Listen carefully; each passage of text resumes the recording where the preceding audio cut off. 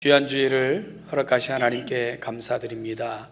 오늘도 예배하는 자리와 한 주도 살아가는 여러분의 삶의 자리마다 하나님의 크신 은총이 함께하기를 소망하며 다 같이 일어나셔서 하늘의 문을 여서 찬송하시며 예배 보좌 앞으로 함께 나아가겠습니다.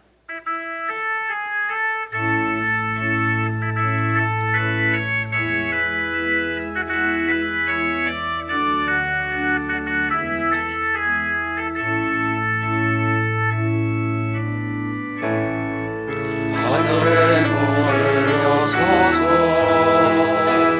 이곳을 주목하소서. 주를 향한 노래가 꺼지지 않으니 하늘을 열고 보소서. 이곳에 임재하소서. 주님을 기다립니다. 기도의 향기가 하늘에 닿으니 주여 임재하여 주소서. 이곳에 오셔서 이곳에 앉으소서. 이곳에서 드리는 예배를 받으소서. 주님의 주님의 이름만이, 오직 주의 이름만 이곳에 있습니다. 이곳에 오셔서 이곳에 앉으소서. 이곳에서 드리는 예배를 받으소서. 주님의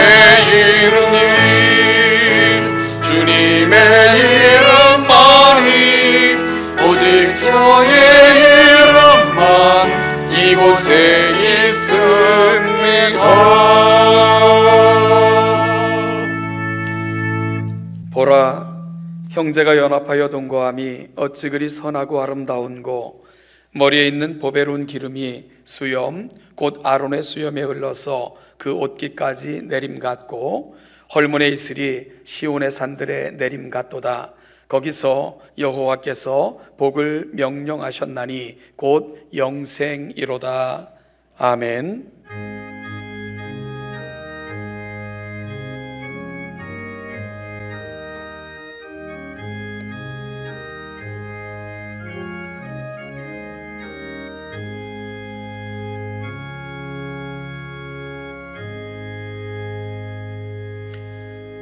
자리에 앉으셔서 흩어진 교회로 살아왔던 지난 한 주를 돌아보며 또다시 허락받은 새로운 한 주를 어떻게 살 것인가를 성령 하나님의 임재를 기대하며 하나님 앞에 올려드리는 기도의 시간입니다. 같이 함께 기도하겠습니다.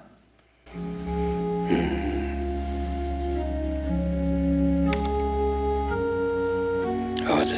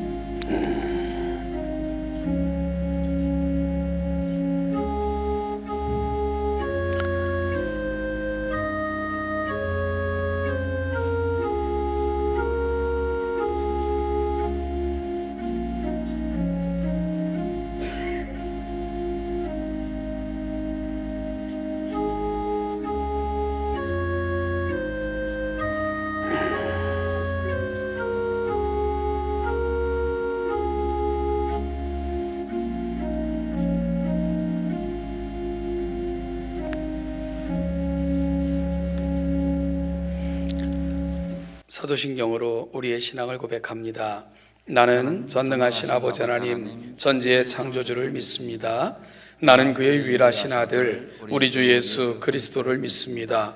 그는 성령으로 잉태되어 동정녀 마리아에게서 나시고 본디오 빌라도에게 고난을 받아 십자가에 못 박혀 죽으시고 장사된 지 사흘 만에 죽은 자 가운데서 다시 살아나셨으며 하늘에 오르시어 전능하신 아버지 하나님 우편에 앉아 계시다가 거기로부터 살아있는 자와 죽은 자를 심판하러 오십니다. 나는 성령을 믿으며 거룩한 공교회와 성도의 교제와 죄를 용서받는 것과 몸의 부활과 영생을 믿습니다. 아멘.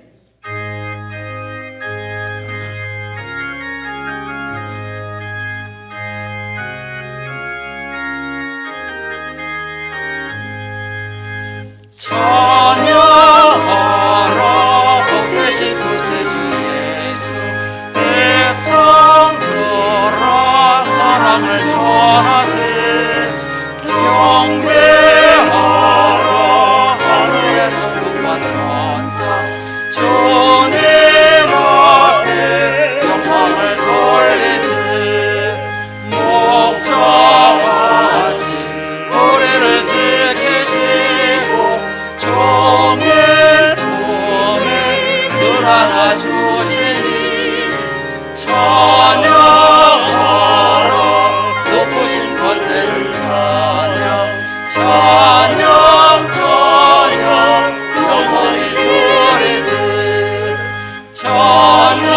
찬양하라 복되신 구세주 예수 우리 대신 죽임을 당했네 구주 예수 영원한 구원의 소망 경배하며 영손이 절하세 찬양하라 우리 죄 지신 예수 그의 사랑 한없이 크셔라 찬양하라 높으신 권세를 찬양 찬양 찬양 영원히 누리세 찬양하라 복되신 구세주 예수 천사들아 즐겁게 찬양해 구주 예수 영원히 다스리시니 멸류관을 주 앞에 드리세 구주 예수 세상을 이기시고 영광 중에 또다시 오시리 찬양하라 높으신 권세를 찬양 찬양 찬양 영원히 누리세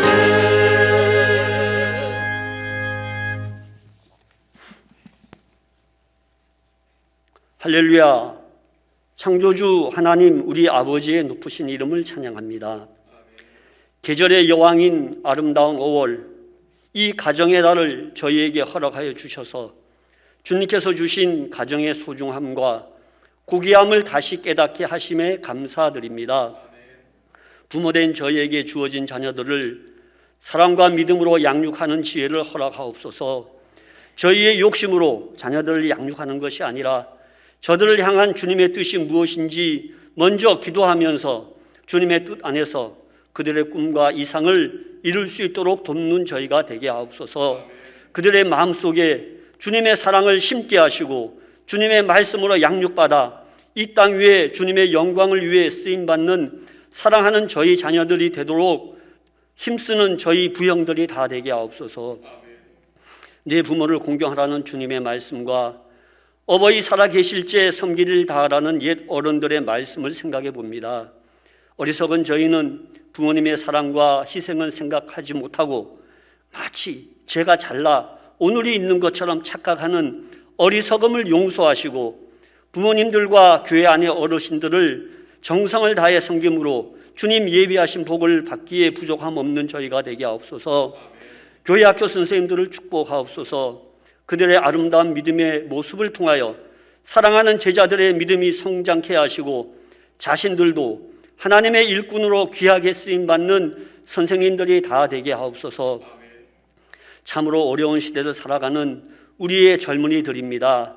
학업, 취업, 직장, 건강의 문제 등 현실의 문제뿐만이 아니라 안목의 정욕, 이성의 자랑 등 세상의 헛된 것들로부터의 유혹이 이들의 앞길을 가로막고 있습니다.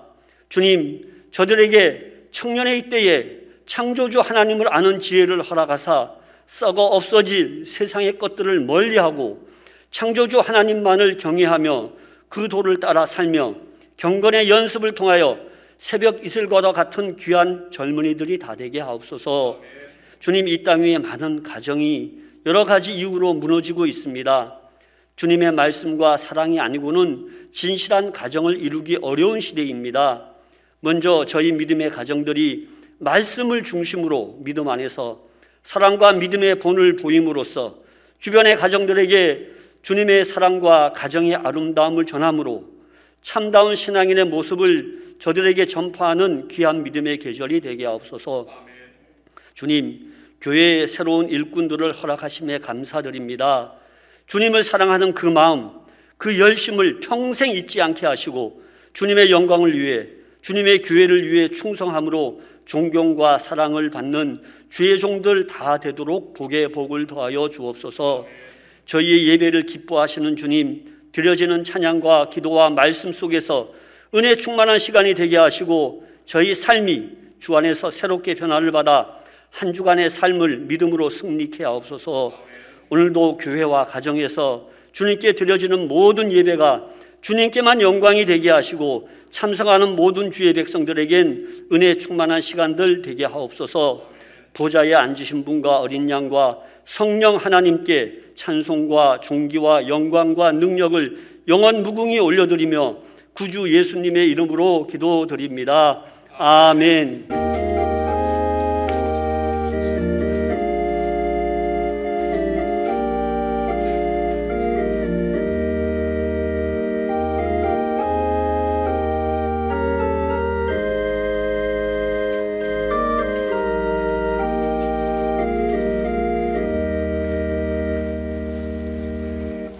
(569장) 1절을 찬송하시며 예물 하나님 앞에 올려드리겠습니다.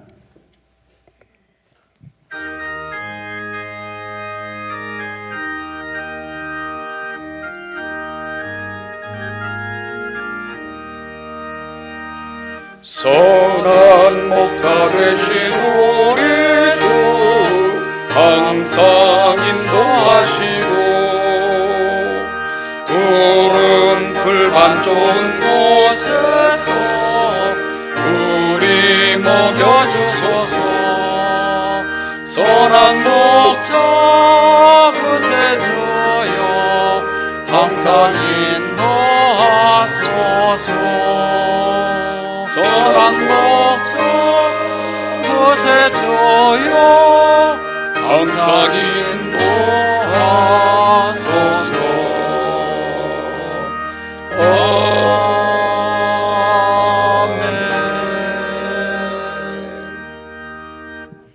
하나님 아버지, 우리에게 허락받은 귀한 예배의 자리에서 또한 우리에게 맡겨주신 것 중에 일부를 예물로 올려드리며 우리의 생명도 하나님 맡겨주신 우리의 모든 날들도 하나님의 것임을 겸허하게 고백하는 마음까지 함께 담아드리오니 기쁘게 받아주시고 이 예물을 통해 하나님의 나라를 이루어 가시며 하나님의 거룩한 뜻이 이루어지기를 소원하오니 그리 허락하여 주옵소서.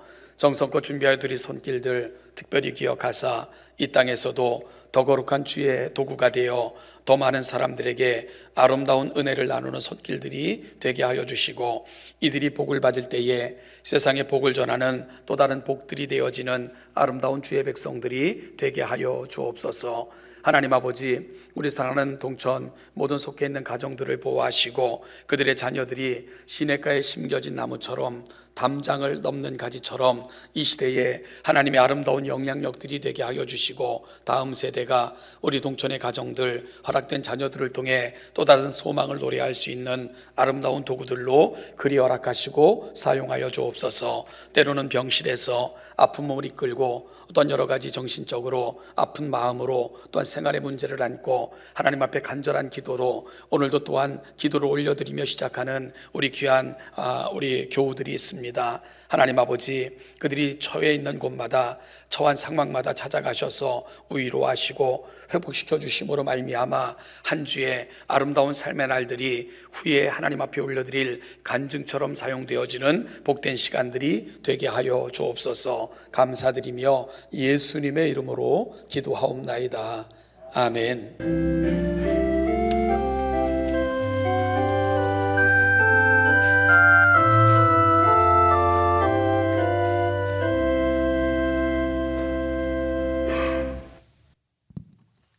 지난 한 주간 속에서도 주님의 은혜와 축복이 함께 하셨을 줄로 믿고 감사를 드립니다.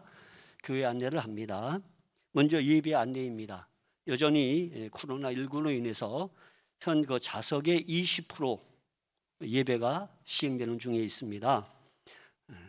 그래서 우리가 대면 예배와 영상 예배로 함께 하고 있으니 우리 성도님들 예배의 은혜 많이 받는 시간 되게 하여 주시옵소서. 또 교회 학교 역시 마찬가지입니다. 대면 예배와 영상 예배 동시에 진행되는 가운데 있습니다. 지난주에 공동의회가 있었습니다. 우리 고경섭, 이종수, 이지원 세 분 집사님께서 안수 집사님으로 선출되셨고, 김애경 집사님께서 권사님으로 선출되었습니다. 만나시면 축하해 주시고 위에서 많은 기도 부탁드리겠습니다. 현재 교회에서는 교인증을 발급하고 있습니다. 오늘 많은 우리 성도님들 들어오시면서 실습을 해보셨을 텐데, 성도님들이 교인증을 대시면은 거기에 이제 여러 성도님들의 출석 내용이 기록이 되거든요. 기록되는데 그 기록이 되는 관계로 지금 예전까지 쓰시던 그 주소, 전화번호 안 쓰셔도 되거든요. 그래서 그렇게 좀 부탁을 드리겠고, 그러니까 교회 현관에 들어오시면 자동적으로 핸드폰 여셔서 교인증을 대주시면 감사하겠습니다.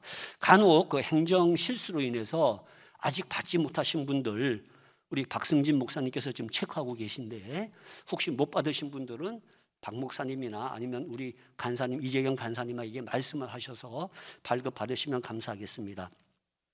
5월 6월 큐티집 나왔습니다. 받아가시기 바랍니다.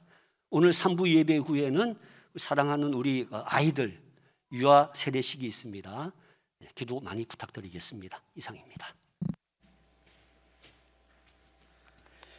네, 우리 새로운 또 하나님께서 허락하신 생명을 만나는 시간입니다. 화면을 통해 만나시죠. 예, 화면 좀 띄워주시죠. 네, 장태민, 우리 태민이는 4월 14일 날 이 세상에 태어났고요. 우리 부부 칠목장의 장민철, 하지훈 성도님 가정에 하나님 허락하신 귀한 생명입니다. 우리 태민이 너무너무 축하하고요. 우리 또 사랑하는 가정, 또 해당되는 가정 만나시면 많이 축하해 주시고, 또 이 땅에서도 하나님의 은혜 가운데 성장하도록 여러분들께서도 많이 기도해 주시기를 부탁드리겠습니다. 별세 소식입니다. 어제 김기한 집사님은 김귀연 집사님과 박금순 권사님 아들 되시고요. 우리 교회 지금 김현숙 집사님의 오빠가 되시는데요. 어제 별세하셨고 내일까지 장례 절차가 진행됩니다. 우리 유족들을 위해 많이 기도해 주시고 또 모든 일정 잘 마치도록 함께 해 주시기를 부탁드리겠습니다. 그리고 또한 우리 주부에 보면 입원한 성도들 명단이 기록되어져 있는데요. 여러분들 기도하는 시간마다 주보에 기록된 이름들 불러가면서 좀 기도해 주심으로 하나님의 평강과 은혜가 있는 모든 곳에 임하도록 그렇게 함께 해 주시기를 부탁드리겠습니다. 장로님께서도 기도하신 것처럼 벌써 5월이 시작이 됐고요. 5월은 또 가정의 달이기도 하고 오늘은 꽃주일이라고 해서 어린이 주일이기도 합니다.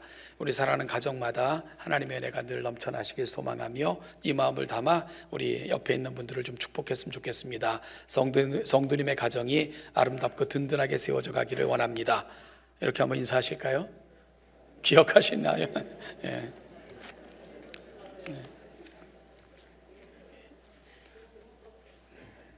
예, 잊어버리셨죠? 제가 하자고 하면. 예, 우리 동천의 모든 성도님들 가정이 믿음의 터 위에 굳건히 세워져 가기를 다시 한번 소망합니다. 오늘 보실 하나님의 말씀은 에베소서 6장 4절입니다. 에베소서 6장 4절 한 절 말씀인데 한 목소리로 같이 읽겠습니다. 에베소서 6장 4절 신약성경 316면 같이 읽죠. 시작. 또 아비들아 너희 자녀를 노엽게 하지 말고 오직 주의 교훈과 훈계로 양육하라. 아멘. 임마누엘 찬양대 김수경 자매님 하나님 앞에 찬양 올려드리겠습니다.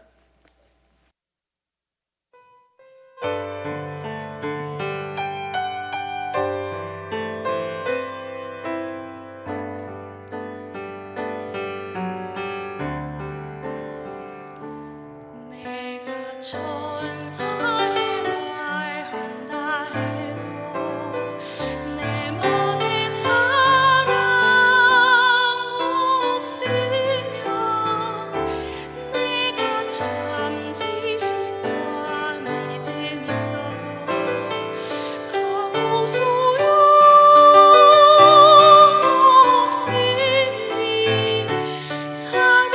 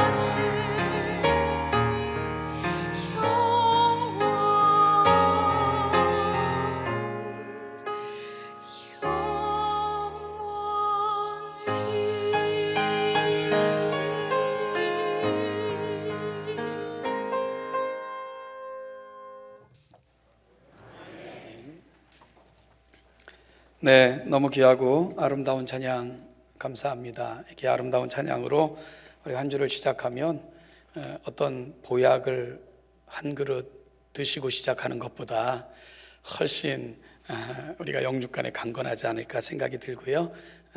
찬양의 가사처럼 이젠 우리가 세상에 이 아름다운 받은 사랑을 전하는 그런 사랑의 또 메신저들이 되시기를 축복합니다. 기도하겠습니다. 하나님 아버지, 오늘도 우리를 이 아름다운 예배의 자리, 찬양이 있고 어떤 하나님의 말씀이 있고 성도들의 기도가 향내나는 예물처럼 올려지는 귀한 시간으로 인도하사 이 한 주간을 시작하게 하시니 감사합니다. 이 예배의 자리가 얼마나 아름답고 귀한 자리인가를 다시 한번 깨닫는 가운데 하나님의 영으로 충만하여 우리가 살아가는 전 삶의 자리를 예배의 자리로 만들어가고 또한 하나님의 거룩한 영의 아름다움을 전하는 사명자로 살아가는 우리 동천의 모든 성도들이 되게 하여 주시옵소서. 말씀을 듣겠사오니 깨닫게 하시고 우리 마음판에 새겨주시고 생각나게 하사 말씀 붙들고 승리하도록 그리 도와주옵소서. 감사드리며 예수님의 이름으로 기도하옵나이다. 아멘. 우리가 흔히 그 10계명을 분류할 때 1계명부터 4계명을 대신 계명, 즉 하나님을 섬기는 예로, 그리고 5계명부터 10계명까지를 대인 계명이라 하여 사람을 대하는 예로 그렇게 분류하는 것이 보편적인 분류법입니다. 그런데 정통 유대인들의 10계명 분류법은 조금 특별함이 있습니다. 그들은 1계명부터 4계명을 하나님을 섬기는 예로, 그리고 6계명부터 10계명을 사람을 대하는 예에 관한 교훈으로 분류를 합니다. 특이한 것은 그들은 제5계명을 따로 떼어놓고 취급을 한다는 거죠. 그러니까 정통 유대인들의 10계명 분류법은 1계명부터 4계명, 그리고 5계명, 그리고 6계명부터 10계명 세 부분으로 분류하기도 하는 것입니다. 이들은 왜 이런 분류법을 사용하는 것일까요? 그것은 제5계명, 여러분 제5계명이 뭐죠? 네, 부모를 공경하라 하는 계명인데요. 이 내 부모를 공경하라는 계명은 사람과의 관계 이전의 문제라고 생각하기 때문입니다. 이러한 유대인의 분류법은 부모와 자녀에 관한 아주 놀라운 통찰력을 보여주는 역할을 합니다. 장로님께서도 기도하신 것처럼 교회는 5월을 가정의 달로 지킵니다.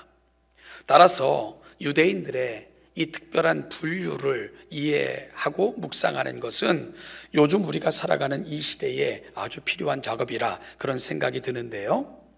요즘 너무나도 많이 파괴되어져 가는 것들, 결코 파괴되어져 가거나 아니면은 이상하게 생각하지 말아야 될 당연한 것들이 훼손되어지는 안타까운 시대를 저와 여러분들이 살아가고 있거든요. 그 중에 결코 훼손되지 말아야 될 것, 가정의 가치인데 가정의 질서와 의미, 가치에 관한 이 모든 것들이 훼손되어져 가는 보도를 우리는 너무나도 심심치 않게 그렇게 접하고 살아갑니다. 부모가 자녀가 부모를 무자비하게 살해하고 온갖 종류의 자녀 및 아동 학대들이 빈번하게 발생하고요. 학대당하고 버림받는 노인들이 늘어가고 있고, 이런 소식을 접할 때마다 우리 마음에 밀려오는 아픔을 금할 수가 없는 거죠. 여러분, 이런 사회 속에서 우리는 어떻게 그리스도인들의 가정을 세워나가야 되며 가정 속에서 서로의 역할과 또한 고백이 무엇이어야 되는가 다시 살피는 것은 매우 중요하다고 생각을 합니다. 저는 그 작업을 바로 유대인들의 특별한 분류법을 다시 한번 묵상하는 가운데 오늘 가정 속에서 우리의 역할과 또 가정의 가치, 그리고 부모와 자녀는 각각 서로에게 어떤 존재들이 되어야 되는가 하는 것들을 살펴보고자 합니다. 오늘은 특별히 꽃주일이라 하여 어린이 주일로 지키는 주일이기도 한데요, 저희 교회도 3부 예배 시에는 유아 세례를 베풀게 됩니다. 여러분, 저는 유대인들의 특별한 10계명 분류법, 1계명부터 4계명, 6계명부터 10계명, 그리고 가운데 5계명을 따로 떼어서 분류한다 말씀을 드렸습니다. 이러한 분류는 자녀를 대하는 부모에 대해 부모를 대하는 자녀에 대한 아주 놀라운 통찰력을 제공합니다. 그것이 뭘까요? 여러분, 이러한 분류법을 통해 알 수 있는 특별함은 부모는 자녀들에게 하나님을 대신하는 자들이라는 것을 알려주고 있고요. 그리고 자녀들에게는 부모는 하나님과 같은 분들이고 하나님처럼 섬겨야 되는 대상들임을 이 분류법은 말씀해 주고 있습니다. 이러한 부모의 자식 간의 특별함이 만나 하늘과 땅이 이 땅에서 합쳐지는 지점, 그 지점이 바로 가정이라고 이러한 분류법은 말씀해 주고 있는 것입니다. 이것이 가정의 아름다움이에요. 하나님을 대신하는 부모, 부모를 하나님처럼 대하는 자녀, 그 자녀들을 향한 놀라운 언약을 고백하는 부모들, 이렇게 가정은 하늘과 땅이 만나 하늘의 아름다움을 이 땅에서 경험하도록 하나님 허락하신 가장 특별한 기구가 바로 가정임을 이러한 분류는 알게 하는 것입니다. 저는 이러한 분류 중에 특별히 오늘은 어린이 주일을 맞이하여 그런 부모는 자녀들에게 어떠한 존재들인가 하는 부분을 살펴보고자 합니다. 부모는 자녀들에게 하나님을 대신하는 자라고 말씀을 드렸는데요, 이 말이 갖고 있는 그 중대한 의미가 뭘까? 첫째로요, 부모는 하나님의 그 위대한 창조에 참여하시고 계신 분들인 것을 이러한 분류법은 말씀해 주고 있습니다. 부모는 하나님의 그 위대함에 참여시키고자 하나님께서 택하신 특별한 존재들임을 알게 해준다는 겁니다. 세상에 생명을 내실 수 있는 유일한 분은 누구십니까? 하나님 한 분뿐이십니다. 그래서 세상은 아무리 복잡해도요, 창조주 하나님과 그 이하, 즉 그분과 그분이 창조하신 세상으로 분류할 수밖에 없는 거죠. 세상의 모든 것들은 바로 창조주 하나님으로부터 기인했습니다. 그리고 지금은 그 창조하신 세상을 통치하시고 운영하시고 보호하시는 것이 온 세상을 창조하신 하나님께서 하시는 일입니다. 그런데 지금도요, 마치 무에서 유가 생겨나고 없던 것이 이 세상에 새로 존재하게 되는 특별한 순간이 있다면 그 순간이 언제일까요? 바로 이 땅에 생명이 태어나는 순간입니다. 그리고 이것은 지금도 계속되는 창조의 감격적인 순간이기도 합니다. 이 세상에 생명이 탄생하는 놀라운 순간, 이것은요, 그 어떤 것과도 비교할 수 없는 대단하고 놀라운 순간이고 사건인 것입니다. 그런데 하나님께서는 이 놀라운 일을 누구를 통해 이루어 가시는 겁니까? 바로 부모님들을 통해 이 일을 이루시는 겁니다. 따라서 부모로 부르심을 입은 분들은 하나님께서 창조 때 하신 약속, 생육하고 번성하여 땅에 충만하라는 그 명령의 수혜자들로 그 창조 명령을 감당하고 계신 것이며, 여전히 세상의 끝을 향해 그 놀라운 사역을 펼쳐가시는 하나님의 섭리에 참여하도록 부름받은 특별한 분이시라는 것을 부모님들은 꼭 기억하셔야 됩니다. 결혼하여 애를 낳고 힘겹게 양육하는 것, 세상의 그 어떤 것보다도 힘들고 어려운 일이지만 이것은 세상에서 가장 가치 있고 소중한 사명인 것을 우리 부모님들은 가슴에 담고 기억하시기를 간절히 소원합니다. 부모님들이 자녀들을 낳아 이 세상에 존재케 하고요, 양육의 수고를 통해 그들이 자라나게 하는 것, 이것은 마치 세상을 창조하시고 섭리 가운데 보호하시는 하나님의 위대한 창조, 그 사역 속에 부모님들이 계시다는 그런 특별한 의미를 제공하고 있는 것입니다. 사랑하는 여러분, 따라서 부모들이 자식을 낳아 이 땅에 존재하게 하고요, 그리고 양육하는 수고를 그친다면 세상의 창조가 사라지게 되는 거고요, 하나님의 섭리가 더 이상 이 땅에 계속 지속될 수가 없습니다. 하나님께서는 그 놀라운 창조와 보존 그리고 통치를 바로 부모님들을 통해 계속 해나가고 계신다는 것을 꼭 기억할 수 있기를 바랍니다. 이 놀라운 사명에 참여하고 계심에 감사드리고, 부모라는 이름, 그 이름이 갖는 그 위대한 의미들을 가슴에 담고 감사함으로 감당하시는 우리 동천의 모든 부모된 우리 성도님들 되시기를 주님의 이름으로 축복합니다. 둘째로요, 부모들은 하나님을 보여주시는 분들이라는 의미를 이러한 분류법은 담고 있습니다. 부모들은 하나님을 보여주는 분들이다 하는 것을 기억하자고 말씀드리고 있는 겁니다. 종교개혁가 마르틴 루터에 관한 아주 유명한 이야기가 있는데요, 아시는 것처럼 루터는 종교개혁을 종교개혁의 시작이 그로부터 되어졌다 말할 수 있을 정도로 지대한 영향을 미친 사람입니다. 그런데 루터에게도 불행한 것이 있었는데 그는 우울증을 평생 안고 살았던 것으로 그렇게 기록이 되어 있습니다. 루터의 우울증은 굉장히 심했는데요. 그가 정말 낙심하고 낙담할 때는 내가 태어나지 않았으면 좋았을 것을 하는 말을 그렇게 그런 친구들에게 그런 고백도 했던 것으로 기록되어져 있고요. 그의 친구인 멜랑이톤, 이 역시 종교개혁가 중에 한 사람인데 그에게 썼던 편지에는 이런 내용이 전해지고 있습니다. 우울증과 육체적 고통으로 일주일이 넘게 죽음과 지옥을 넘나들었다. 절망감의 돌풍과 파도 속에서 예수님에 대한 믿음을 거의 잃을 뻔하기도 했다. 얼마나 심각하고 아팠으면 이런 고백을 친구에게 보내는 편지에 담아냈겠습니까? 여러분, 이러한 루터의 우울증적 기질은 그의 삶에 많은 영향을 미치게 되는데요, 그의 신앙생활에도 영향을 미치게 돼요. 우리가 아는 것처럼 루터가 수도원에 입문하게 된 것은 친구와 길을 걷다가 벼락이 쳤는데 친구가 벼락에 맞아 죽은 거예요. 그러자 자신에게도 이런 불행이 언제 닥칠지 모른다는 그런 절망감, 두려움이 그로 하여금 수도원에 들어가게 된 배경이 되었다고 많은 사람들은 이야기를 합니다. 그는 신부 수업을 마친 후 첫 미사를 집리할 때도 하나님이 너무 두려워서 벌벌벌 떨다가 그 성찬상을 엎는 그러한 실수도 저질렀노라고 그렇게 또한 그의 자서전에는 기록이 되어 있습니다. 그는 수도원 생활에서도 하루에도 몇 번씩이나 고해 생사를 해야지만 겨우 잠자리에 조금의 평안을 안고 잠들 수 있었다, 이런 고백을 또한 들려주기도 합니다.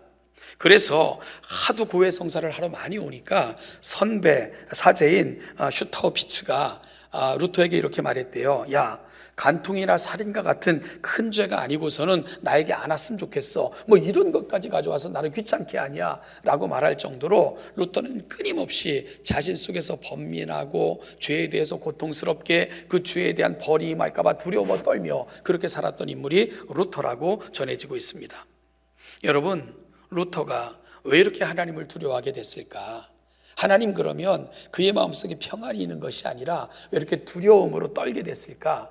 바로 어릴 적 부모로부터 연유가 되었다고 고백을 해요. 루터의 아버지 한서 루터는 농부로 태어났지만 지독한 검소와 부지런함으로 성공한 광산업자가 되었던 사람입니다. 그런데 그에게는요, 하나의 핸디캡이 있었는데 그것은 바로 존경받지 못하는, 그러니까 자신의 신분이 높지 않다는 그런 것에 늘 시달렸다고 그렇게 이야기를 해요. 그래서 자신의 무지하고 품이 없음을 자식을 통해 보상받고자 끊임없이 자식을 몰아갔던 인물이 한서 루터의 아버지였습니다. 그래서 그는 부유한 특권층만 다니는 라틴어 학교에 아들을 보냈고요, 아들을 법관을 만들고 싶어 했습니다. 이 과정에서 조금이라도 아들이여 나태함을 보이거나 아버지의 뜻에 반하는 모습만 보이면 매를 들어 아이를 독하게 채찍질했던 것 루터의 아버지였습니다. 그리고 루터의 어머니 역시 이에서 크게 벗어나지 않았습니다. 루터는 자신의 어린 시절을 회상하며 호두 한 알 몰래 훔쳐 먹었다가 종아리에서 피가 범벅이 될 정도로 맞았던 그런 일도 그의 어떤 그 회상록에 보면 기록이 되어져 있습니다. 루터에게 아버지는 폭력적이고 엄하며 엄격할 뿐만 아니라 혹독하게 몰아붙이는, 그리고 아버지의 야망을 채우기 위해 자식을 끊임없이 몰아가는 그런 모습으로 각인이 되어 있었던 겁니다. 여러분, 그래서 루터는요, 그의 주기도문 강의에서 이런 놀라운 고백을 해요. 나는 주기도문을 올릴 때 하늘에 계신 아버지라는 말을 올려놓고는 한마디의 기도도 이어갈 수 없었다. 왜냐하면 아버지라는 말 속에서 나는 전혀 자유함을 느끼지 못했기 때문이다. 이런 고백을 해요. 그래서 육신의 아버지로부터 받았던 충격은 하늘의 하나님을 아버지라 부르는 그의 신앙에도 영향을 미친 것입니다. 그래서 그는 죄로부터 자유할 수 없었고요, 죄 때문에 평안한 잠을 이룰 수 없었고 우울증이 그를 엄습했고요, 작은 실수에도 하나님을 용납하지 않으시고 벌하시며 채찍질하시는 그런 분으로 하나님조차도 그 아버지의 이름으로 그의 가슴 속에 각인될 수밖에 없었던 것입니다. 여러분, 그런 루터가 성경을 통해서 하나님을 새로 만나게 되었을 때 그는 자신이 지금까지 붙들고 있었던 아버지 하나님에 대한 생각들이 얼마나 잘못되었다는 것을 뼈저리게 느끼면서, 그럼에도 불구하고 여전히 그의 가슴을 짓누르는 아버지에 대한 고백을 함께 토해내고 있는 것은 루터가 받았던 어릴 적의 상처가 나이가 든 그 후에도 지속적으로 그에게 영향을 미쳤다는 것을 보여주는 거죠. 제가 지금 루터의 이야기를 조금 길게 여러분에게 들려드렸습니다. 저는 부모가 자녀를 어떻게 대하느냐, 어떤 모습으로 양육하느냐는 자식들이 평생 살아가는 삶의 자리에 영향을 미친다는 것을 말씀드리고 싶은 겁니다. 그리고 그것은요, 하나님을 섬기는 신앙에도 아주 지대한 영향을 미칠 수밖에 없다는 것을 여러분에게 말씀드리고 싶은 거예요. 이것은 참 놀라운 신비이며 성경적으로 증언되어지는 부분이기도 합니다. 하나님은 이 세상에 한 생명이 태어나 사회의 첫 발을 시작하는 자녀들, 그들이 제일 먼저 누구를 만나게 하신 겁니까? 부모를 만나게 하신 것입니다. 그리고 일정한 순간 부모의 가슴 속에서 양육받도록 하나님은 가정이라는 제도를 허락하시고 그 가정을 통해 이러한 일들을 하나님은 섭리 가운데 허락하신 것입니다. 따라서 자녀들은 일정한 기간 동안 부모의 가슴 속에서 사람이 무엇이며 사람을 어떻게 대하며 어떻게 살아가는가를 배우게 됩니다.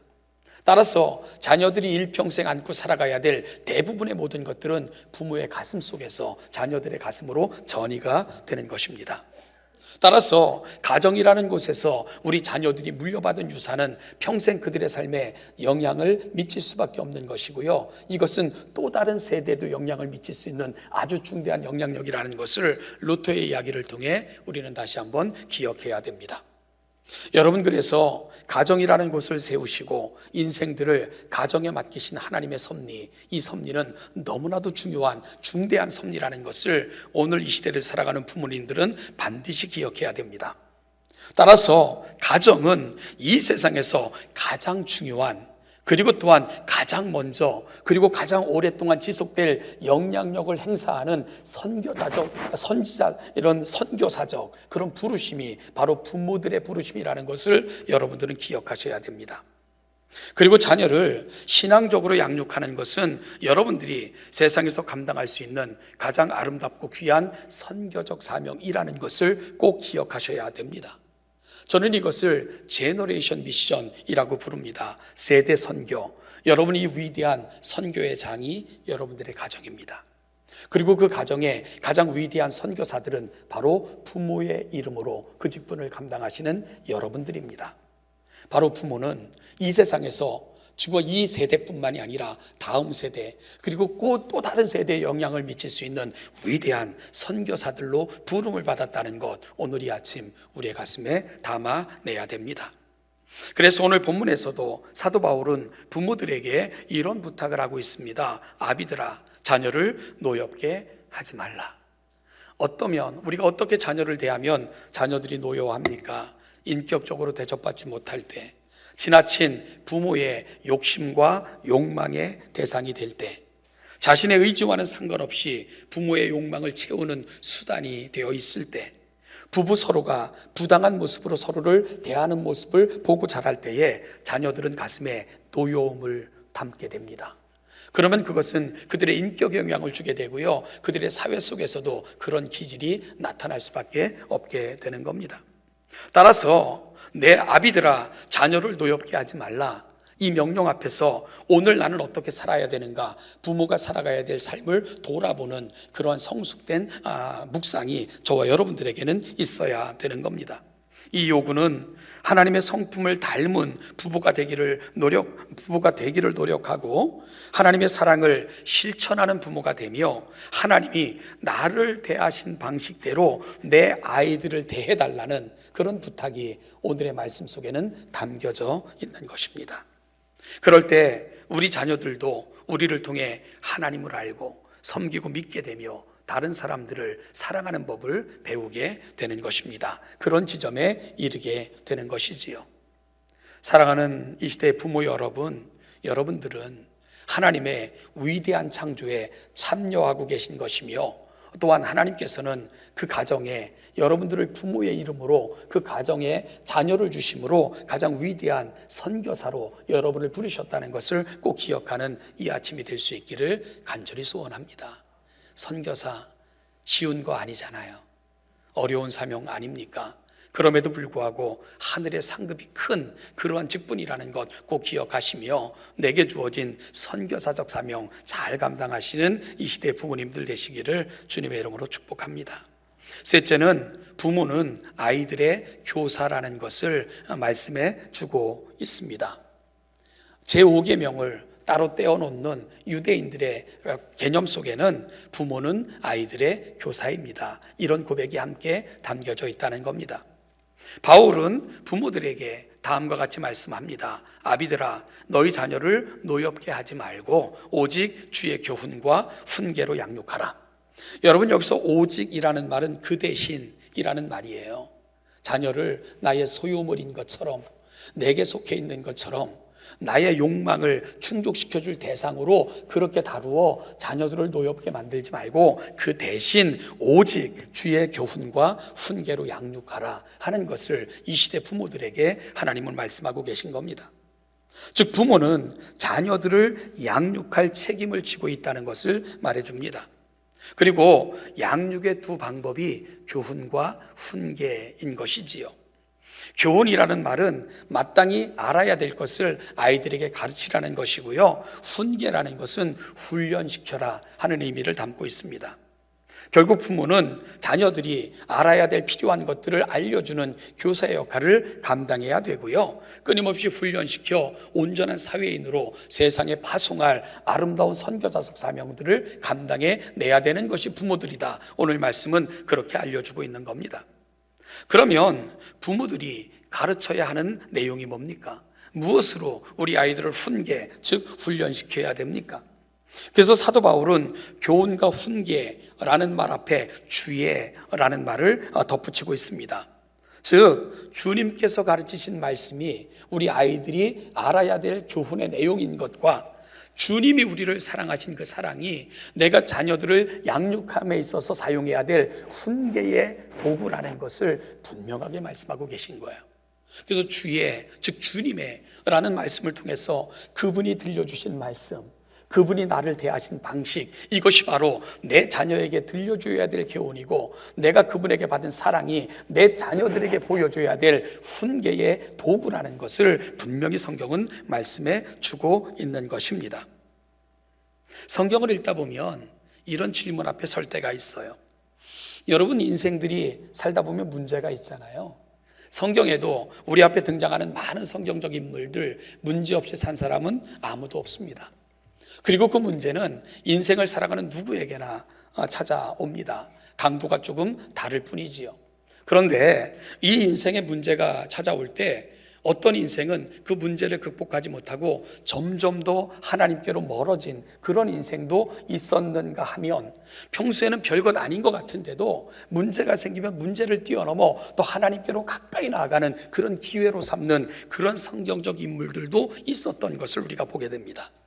두 사람의 차이가 어디서 생긴 걸까? 무엇이 이 차이를 만들어내는 걸까? 저는 성경을 읽다가 그 실마리를 찾아낸 구절이 있는데요, 시브리서 11장 9절입니다. 시브리서 11장 9절을 보면 이렇게 기록되어져 있습니다. 믿음으로 그가, 여기서 그는 아브라함을 말합니다. 이방인의 땅에 있는 것 같이 약속의 땅에 거류하여 동일한 약속을 유업으로 함께 받은 이삭 및 야곱과 더불어 장막에 거하였으니, 이렇게 아브라함의 노년의 삶을 표현해 주고 있습니다. 우리는 아브라함과 이삭 부자 지간 아닙니까? 그러니까 그 관계는 쉽게 유추할 수 있어요. 그런데 아브라함과 야곱의 관계는 간과할 때가 많은 것이 사실입니다. 제가 질문을 해볼까요? 아브라함은 몇 살까지 살았죠? 몇 살까지 살았죠? 이거 잘 맞추시면 여러분들도 그때까지 사시기를. 몇 살까지 살았습니까? 175세까지 살았습니다. 아브라함은 몇 살 때 이삭을 낳았습니까? 100살에, 그죠? 100세의 아들을 낳아요. 그때 낳은 아들이 누구죠? 이삭입니다. 예, 왜 질문만 하면은 공부 열심히 하시는 척 하시는데 저를 보시고 대답을 하십시오. 이삭은 몇 살 때 결혼을 하죠? 40살 때 결혼을 해요. 이 집안은 대대로 좀 자손이 귀했는지 이삭은 몇 살 때까지 애를 낳지 못합니까? 다시 질문하면 이삭이 애를 낳아요. 근데 그렇게 태어난 애가 감사하게도 쌍둥이였죠. 그 쌍둥이의 이름이 뭡니까? 에서와 야곱입니다. 여러분 몇 살 때 에서와 야곱을 낳죠? 60세에. 그러니까 20년 동안 애가 없었던 거예요. 자, 여기서 질문이 시작이 됩니다. 그렇다면 에서와 야곱이 태어날 때 아브라함은 몇 살이죠? 이거 산수입니다. 예, 몇 살이죠? 예, 160살이에요. 몇 살에 죽었다고요, 아브라함이? 그러면 아브라함과 이삭과 야곱이 함께 산 세월이 몇 년이죠? 15년이에요. 15년. 15년의 세월을 아브라함과 손자들이 같이 산 겁니다. 그래서 약속의 유업을 함께 받은 이삭 및 야곱과 더불어 장막에 거하였다라고 히브리서 기자는 설명하고 있는 겁니다. 여러분 15년, 아브라함이 160살 때부터 175살, 그때를 에서와 야곱은 함께 산 것입니다. 이 시기는 아브라함에게 있어서는요, 신앙이 가장 원숙했던 시기이기도 합니다. 하나님께서 아브라함을 인정하시고 친구라 인정하셨던 기간이 바로 그 기간이었거든요. 이 시기를 히브리서 기자는 믿음으로 그가 이방인의 땅에 있는 것 같이 약속의 땅에 거류하여 동일한 약속을 유업으로 함께 받은 이삭 및 야곱과 더불어 장막에 거하였다. 누구의 이름은 빠집니까? 에서의 이름이 빠져 있어요. 왜냐하면 에서는 들사람이었거든요. 도무지 이놈은 집안에 거주하지를 않아. 그냥 들에 나가가지고 뛰어놀기만 좋아했고, 그러다 보니까 자연스럽게 할아버지 아브라함과 많은 시간을 보냈던 특별한 기회를 가진 사람이 누구가 됩니까? 야곱이 되는 겁니다. 그래서 야곱은 가정적이었기 때문에 늘 장막에 거하기를 좋아했고요, 엄마 도와주기 좋아했고 좀 여성스러웠던 것 같아요. 그러다 보니까 그 장막에는 누가 있었다고요? 할아버지 아브라함이 있었던 것입니다. 그러니까 야곱은 그 어린 시절 몇 살 때까지? 15살 때까지. 여러분 15살이 유대인들에겐 얼마나 중요한 줄 아시죠? 그래서 오늘 우리 아이도 유아 세례 받게 돼요. 이들이 몇 살 되면 입교문답하게 됩니까? 15세가 되면 입교문답하는 겁니다. 유대인들은 15세는 내 입으로 내 의지로 나의 하나님을 고백할 수 있는 특별한 시기가 15살 때라고 생각을 해요.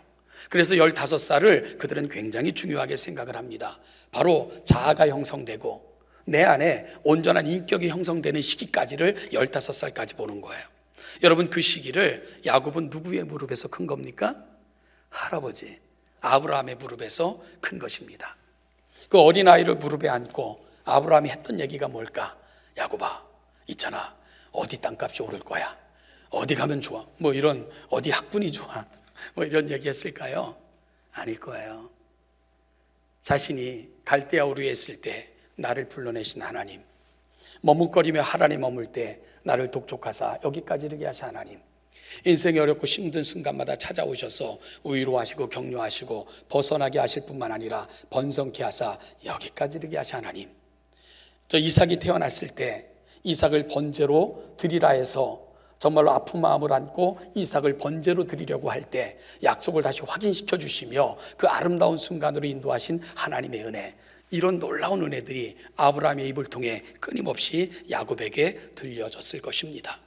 어찌 보면 야곱은 아브라함 신앙의 진수를 함께 경험하는 그 입술의 말들을 통해 아브라함이 만난 하나님, 그 하나님을 만날 특별한 기회들을 바로 아브라함의 무릎 위에서 야곱은 갖게 되는 특별한 순간들을 경험하게 됐던 것입니다. 여러분, 이것이 야곱을 만든 거예요. 야곱 인생을 살아가면서 그가 바로왕 앞에 섰을 때 130살이었잖아요. 어떻게 고백합니까? 내가 130살 살았는데 참 쉽지 않은 세월이었다. 어렵고 힘든 세월, 그가 고백할 수밖에 없는 험난한 세월을 살았습니다. 그럼에도 불구하고 그 어렵고 힘든 일이 닥칠 때마다 야곱은 어떤 인생을 삽니까? 그 어려움 위에 하나님을 보고 하나님을 발견하며 하나님께로 점점 가까이 나갔던 인물, 그 인물이 바로 야곱이었습니다. 그래서 결국 이스라엘이라는 이름이 그의 이름으로부터 기인됐고, 그의 이름을 이스라엘이라 부르면서 한 민족의 이름이 그로부터 탄생하게 된 것이지요. 여러분, 이삭의 이 이야기 어디서 시작되고 있는 겁니까? 아브라함의 무릎에서 시작되고 있는 것입니다. 그래서 이런 속담이 있습니다. 호박순이 자랄 때 그 순의 방향을 어떻게 돌리느냐에 따라서 그 줄기의 미래가 결정된다. 아마 농사꾼들이 만들어낸 진리 같습니다. 호박순이 자랄 때 그 순의 방향을 어떻게 돌리느냐에 따라서 그 줄기의 미래가 결정이 된다. 잠언에서도 마땅히 행할 길을 아이에게 가르치라. 그리하면 늙어도 그것을 떠나지 아니하리라 말씀하셨습니다. 여러분들의 자녀들이 늙어도 떠나지 않기를 바라는 그것이 뭡니까? 바로 그것은 어릴 적 부모들의 자녀 교육에서 시작된다는 것을 잠언 기자는 분명하게 말씀하고 있는 거예요.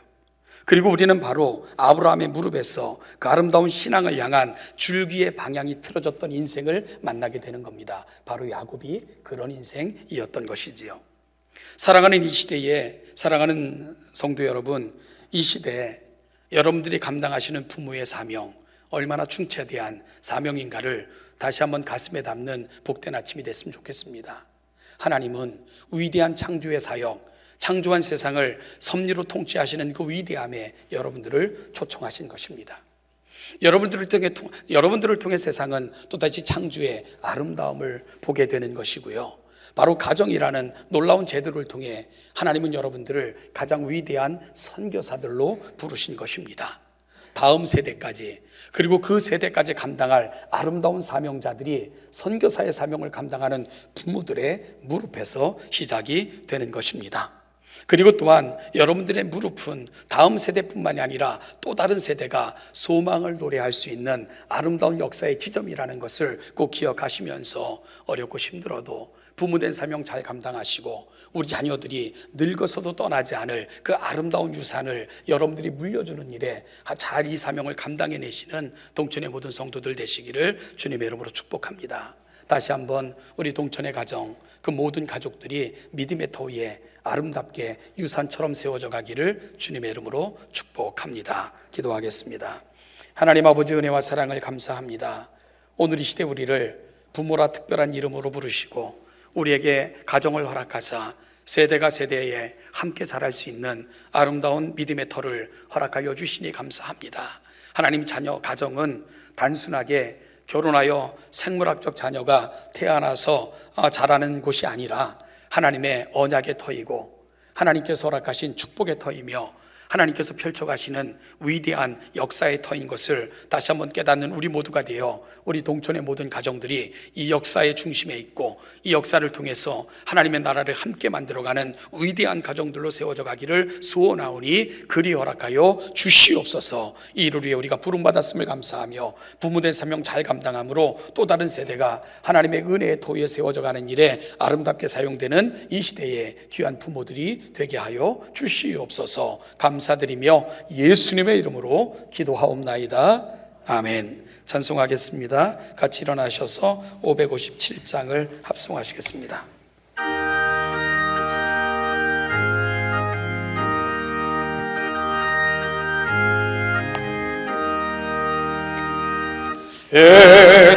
에덴의 동산처럼 복되어라 우리 가정. 날마다 양식 주사 건강하게 하시오며 은혜의 단비 내려 풍성하게 하시오니 우리 주 하나님께 감사 찬송 드립니다. 새들의 노래처럼 즐거워라 우리 가정. 약할 힘되시고 아플 때에 치료하며 슬플 때 위로하고 어려울 때 도우시니 우리 주 하나님께 감사기도 드립니다. 아침에 햇살처럼 평화로운 우리 가정 험한 길 인도하고 캄캄한 밤 비추시며 이 세상 끝날까지 사랑으로 보호하니 우리 주 하나님께 몸과 마음 바칩니다.